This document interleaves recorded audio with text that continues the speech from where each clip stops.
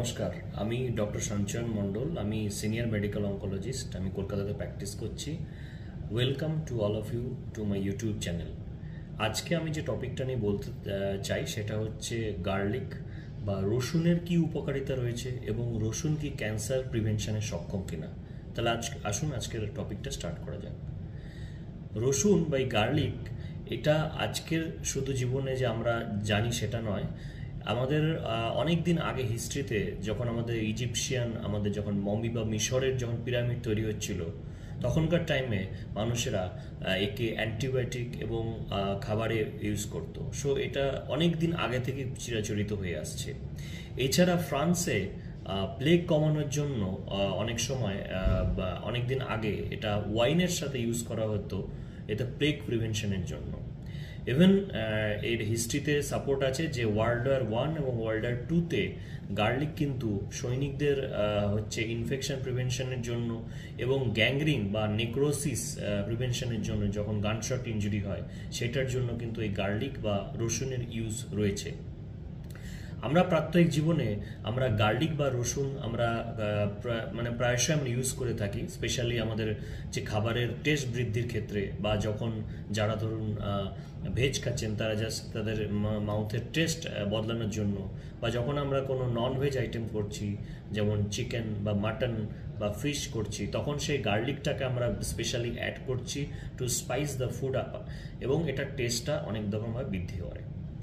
Garlic শুধু যে ফুডের কোয়ালিটি বা স্বাদ ইনক্রিজ করে সেটা না, এর অনেক আরও ডিফারেন্ট অ্যাডভান্টেজ রয়েছে এবং উপকারিতা রয়েছে। গার্লিক বা এই রসুন আপনি যদি প্রত্যেকটা একটা করে কোয়া প্রত্যেক দিন খান, তাহলে দেখা গেছে যে কোলেস্টেরল কমানো থেকে শুরু করে ব্লাড প্রেশার নর্মালাইজেশন থেকে শুরু করে, যে পেশেন্টদের হার্ট ডিজিজ রয়েছে, যাদের হার্টের আর্টারির মধ্যে একটা ফ্যাট বা চর্বি স্তর জমে অ্যাথেরোস্ক্লেরোসিস হচ্ছে, যার জন্য তাদের হার্টের যে আর্টারিগুলো ন্যারো হয়ে যাচ্ছে এবং হার্ট অ্যাটাক বা কার্ডিয়াক অ্যারেস্টের চান্স বাড়ছে, সেক্ষেত্রে এই গার্লিক কিন্তু দেখা গেছে এই ধরনের ফ্যাট জমতে প্রিভেনশন করে এবং তাদের ব্লাডটাকে ক্লিয়ার করতে সাহায্য করে। ক্যান্সারের ক্ষেত্রে এর বেশ কিছু ভূমিকা দেখা গেছে।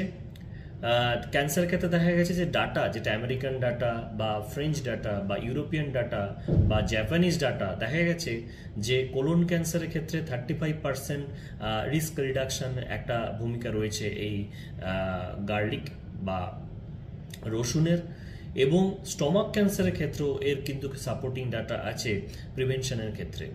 এছাড়া প্রস্টেট ক্যান্সার এবং প্যানক্রিয়াটিক ক্যান্সার, তাহলে স্টমাক মানে পাকস্থলীর ক্যান্সার, কোলন বা রেকটাম বা মলদ্বারের ক্যান্সার, এটাতে ডেফিনিট একটা কিছু আমাদের বিভিন্ন রকম ডাটা রয়েছে বা রিসার্চ পেপার রয়েছে।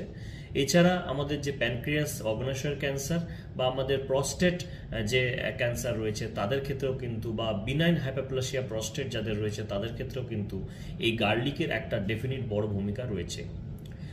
গার্লিকের এই ভূমিকা ছাড়া কিছু কিন্তু সাইড এফেক্টও নোটিস করা গেছে। বেশ কিছু কেস স্টাডিজ রয়েছে যেখানে দেখা গেছে গার্লিকের ক্ষেত্রে কিন্তু অনেক সময় দেখা গেছে মুখে র্যাশ বা স্কিন র্যাশ, অনেক সময় দেখা গেছে যে টক্সিসিটির জন্য সিভিয়ার স্কিন র্যাশ বা ব্লিডিং চান্স, এগুলো কিন্তু দেখা গেছে। সেই জন্য বেশ কিছু জায়গায় গার্লিক যখন ইউজ করছেন বা রসুন ইউজ করছেন সতর্কতা জারি করা হয়েছে। যেমন যে পেশেন্টের সার্জারি হচ্ছে তার কিন্তু অ্যাটলিস্ট 2 সপ্তাহ আগে কিন্তু রেগুলার গার্লিক কনজাম্পশন কিন্তু প্রিভেন্ট করতে হবে, কারণ দেখা গেছে যে গার্লিক কিন্তু রক্ত তরল করে দিচ্ছে পেশেন্টদের ক্ষেত্রে। সেই জন্য যে পেশেন্ট ওয়ারফারিন খাচ্ছে ব্লাড ক্লট প্রিভেনশনের জন্য, তাদের ক্ষেত্রে কিন্তু প্রিভেনশন এই গার্লিকের ক্ষেত্রে রয়েছে সতর্কতা, যে তাদের ক্ষেত্রে কিন্তু ব্লিডিং চান্স বেড়ে যেতে পারে। তেমনি যে পেশেন্টে ধরুন অর্গান ট্রান্সপ্ল্যান্ট হয়েছে বা কিডনি ট্রান্সপ্ল্যান্ট হয়েছে, তাদের ক্ষেত্রে সাইক্লোস্পোরিন এক ধরনের ড্রাগ ইউজ করা হয়, ইমিউনোসাপ্রেসেন্ট।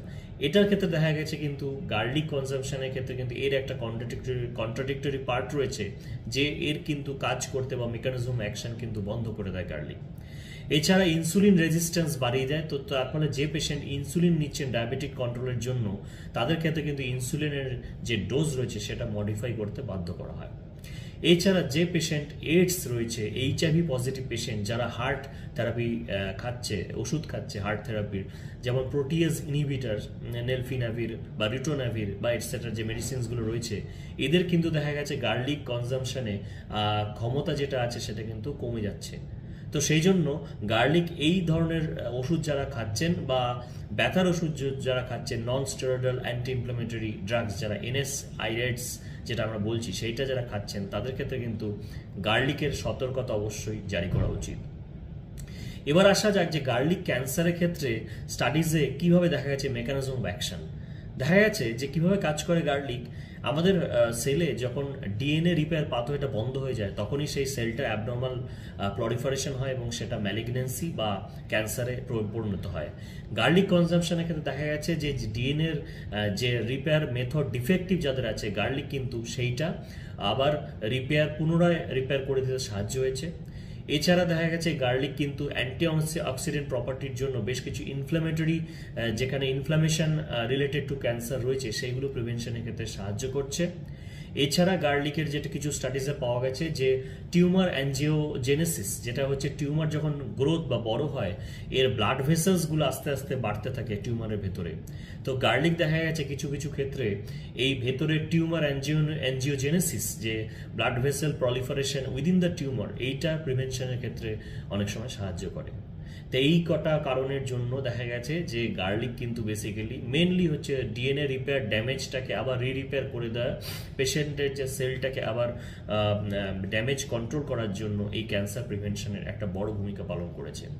তা আশা করি গার্লিক নিয়ে আমার এই ভিডিওটা আপনাদের ভালোই লাগলো।